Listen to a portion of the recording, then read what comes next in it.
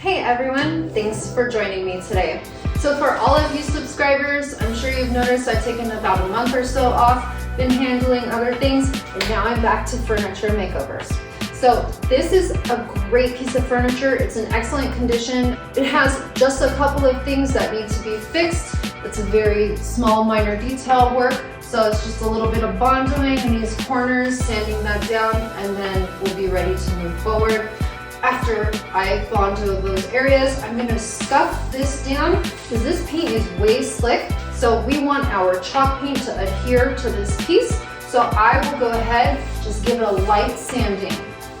I'm gonna wipe this down really well, give it a thorough cleansing with our crud cutter, and then we'll be ready to paint. I was watching some furniture restoration videos the other day, and a light bulb went off in my head, and I got an idea that I'm very excited to share with you guys. It's kind of a reverse stenciling. You'll see what I mean as we progress along.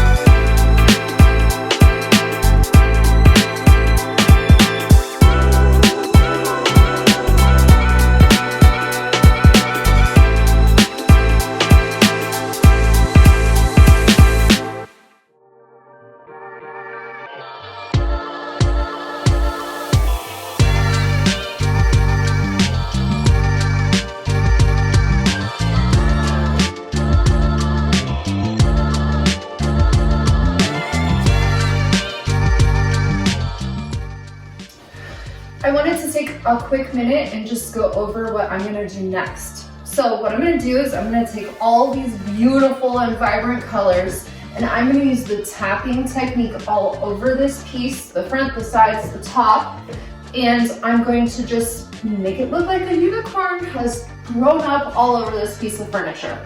And then we'll move on to the next step.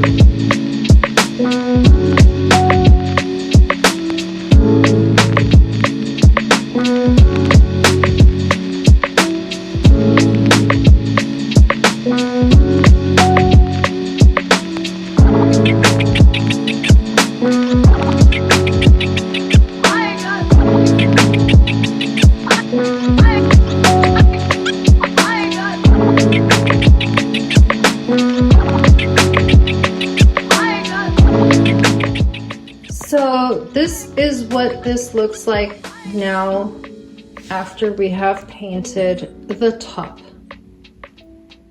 So this is looking way fugly, and that's exactly how I wanted it to be. So what I'm gonna do next is I'm gonna create a wash with Dixie Belle's buttercream. This will be a light wash that I apply to the surface, and that's just gonna help tone the colors down, and then we'll move on to the next step.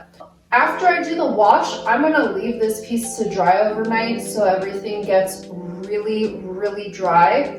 And another thing I wanted to point out is I didn't paint this well. I didn't paint it well. So it's not painted, this isn't painted, and that's fine. It'll make more sense as we progress along the way.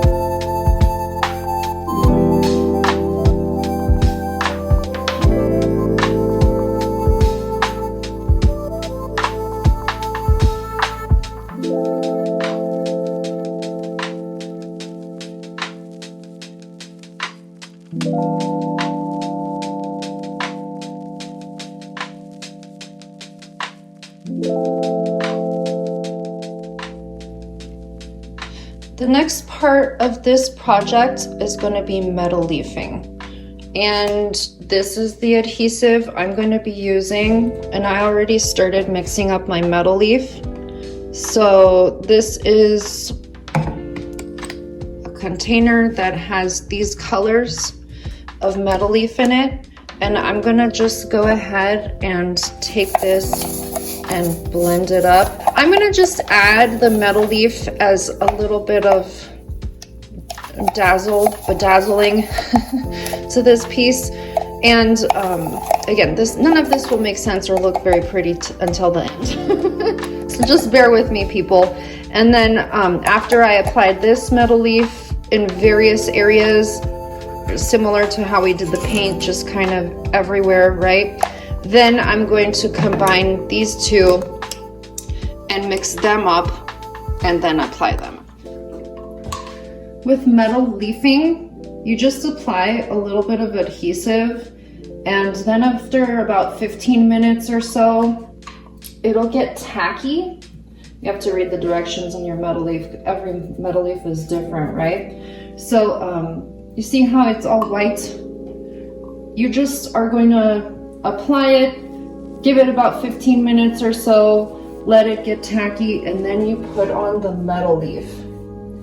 So that's what we're doing right now. I'm just gonna apply this, and then I'm gonna put on our green metal leaf, and then I will apply more adhesive and then apply the pink metal leaf.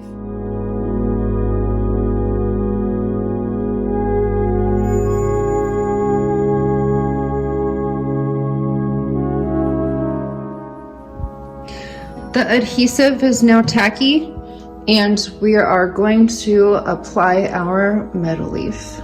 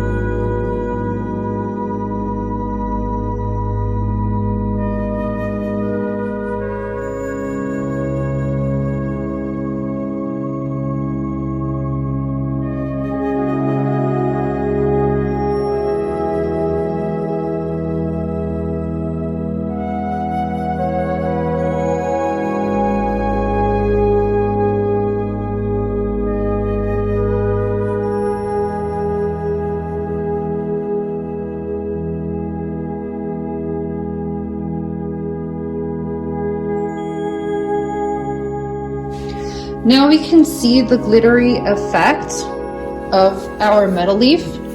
And again, I'm gonna just complete the rest of the piece with the greenish blue metal leaf, and then I'm gonna come back and do more of a pink purple metal leaf as well.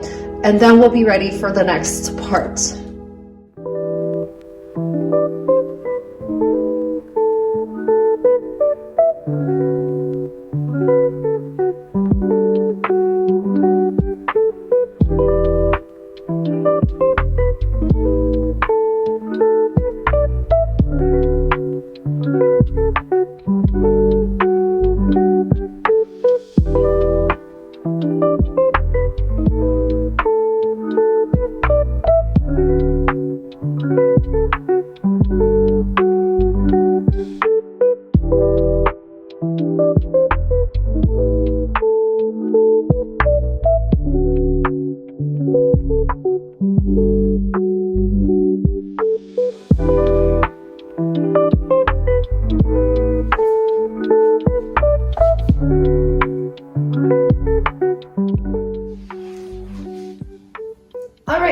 So, ta-da! Unicorn foamant all over this thing. It's sparkly, it's colorful. So next, what we're gonna do is this. This is where it gets a little complicated. So I have just a bunch of stencils that I've chosen that I'm gonna be working with. So you're gonna watch me put stencils all over this piece. And then I'm gonna take Plaster of Paris, mix it with some water, and place it over the stencils, okay? So then I'm gonna have stencils with the Plaster of Paris, and then I'm gonna let that dry really, really thoroughly. I'm gonna let it dry overnight. And then tomorrow, I'm going to paint over the Plaster of Paris and paint the whole piece. And after that, I'm going to scrape off the Plaster of Paris, and you're gonna see the paint underneath and the metal leaf underneath popping out in the format of the stencils. So you guys will see what my brain is thinking just soon here.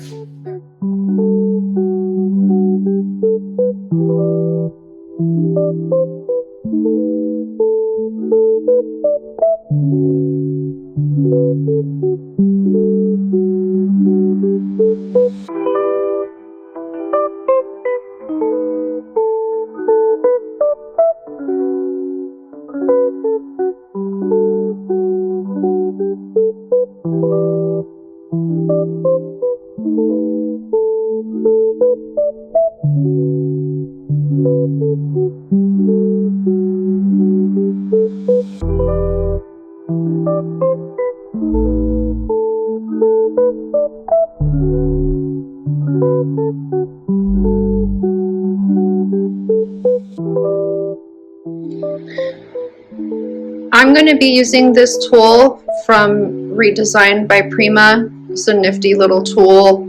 It's for like decoupage and transfers, but I'm going to use it for this project. This will be perfect. The two ends, one side is bigger than the other, as you can see. I'm going to use a small side. This is their Plaster of Paris, and here's the consistency. It's pretty thick, and that will make it very easy to work with.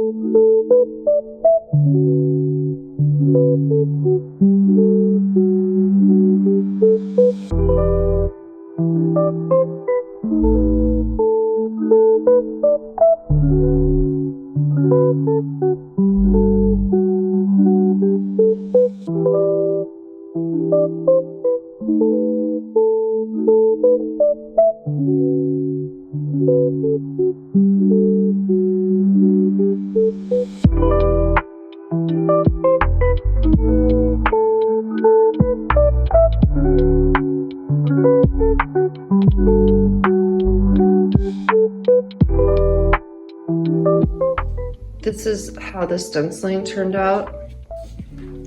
We have random patterns everywhere.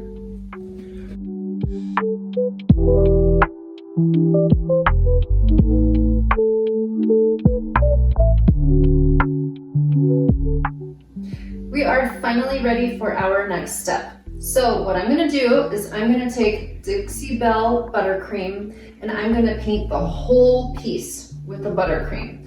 So once it's completely dry, I'm going to let it dry overnight. But once it's completely dry, I'm going to scrape off the Plaster of Paris and the underneath portion will be exposed. So in essence, what we'll have is a piece that is white with some cool trippy looking designs that are colorful.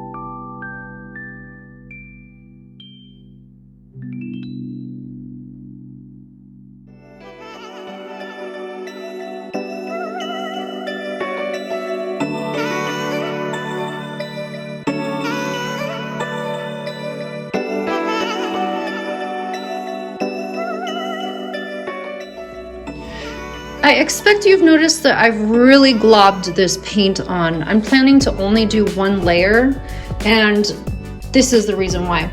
Plaster of Paris is super weak. It's just not my favorite thing to work with.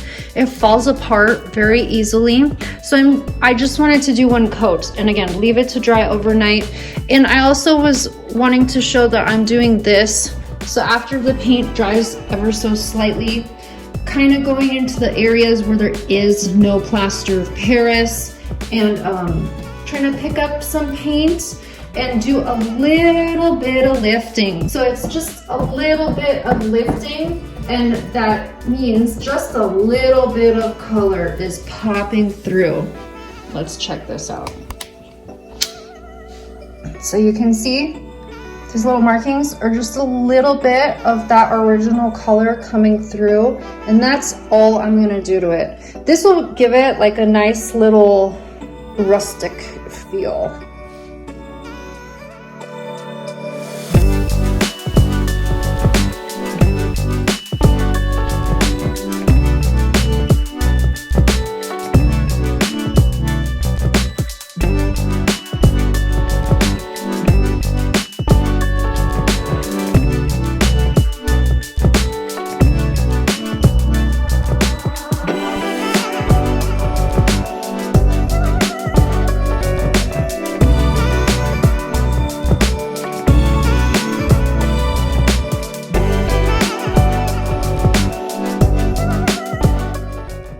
Alrighty people, time for the fun part. This is gonna be like Christmas for me. It's almost like unwrapping a gift. So what we're gonna do is take metal scraper and gently remove the plaster of Paris. So I'm gonna be doing that by scraping it off, and I'm gonna do it very gently. Plaster of Paris can be tricky to work with, to say the least. So far, so good. Hopefully it continues. As we go along and scrape off the plaster of Paris, we're going to see the paint and the metal leaf underneath being revealed in the shape of these patterns. I hope it looks as awesome as I think it will. Alrighty, let's get started.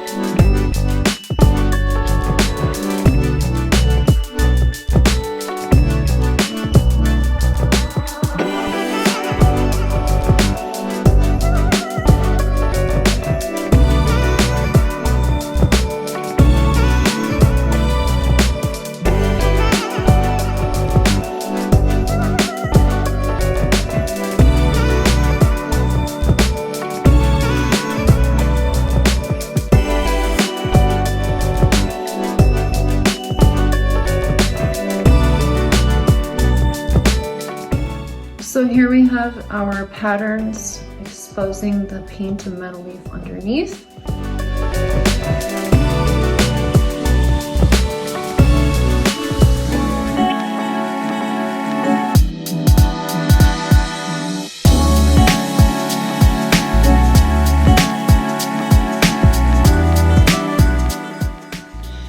One thing I'm going to do in order to add a little bit more of an aged effect is I'm going to use Katja's Creme Brulee and just gently tap a little bit of this paint all over. So this color is very similar to the buttercream, but I just wanted a little bit more of a old finish to this. And if we do get paint on our stencil portion, we can just dab it off with the damp cloth. because I'm not interested in painting over my stencil, just kind of blotching paint here and there for the aged effect.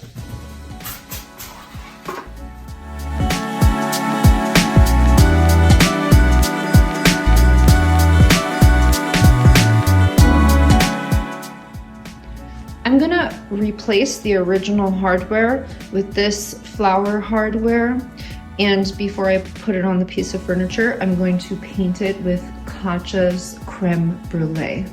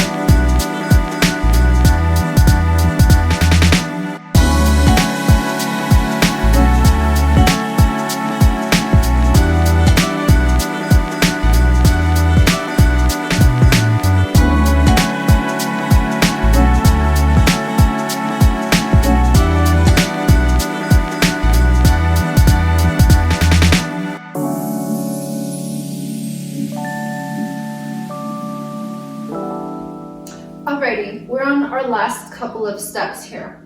So let me say this before we move along. I want you guys to just remember that always with furniture restoration, especially when you're going funky, you will get to a point where you're like, oh my god, what did I do? I got to that point once I started scraping off the Plaster of Paris. It was I knew this would happen. Plaster of Paris is super hard to work with. So I had to scrape off all the Plaster of Paris and then go back and do a little bit of like painting and fine detail work. No problem, it's worth it. I think this looks super awesome, and I think it's gonna look so beautiful once I'm completely done with it. I really got to the point where I was freaking out when I was scraping off the top. I was like, this is not coming out the way I wanted it to. And I just went along with it because I remembered, you have to just go through the fugly parts. You have to trust your art, like Katja always says. That's her catchphrase, and it's super on point. You have to trust your art. You gotta just push through the ugly parts, and you're gonna get to whatever it is that you're wanting to accomplish. So that being said, our last couple of steps will be to protect this piece. And I'm gonna apply gilding wax afterwards just for a nice highlight, and we'll throw on the hardware, do a little bit of highlights with gilding wax on the hardware as well. And thank you guys very much for taking the time to watch this video. I hope it was useful for you. I hope you learned something, or that it was at least visually pleasing to watch. And don't forget to like, comment, and subscribe.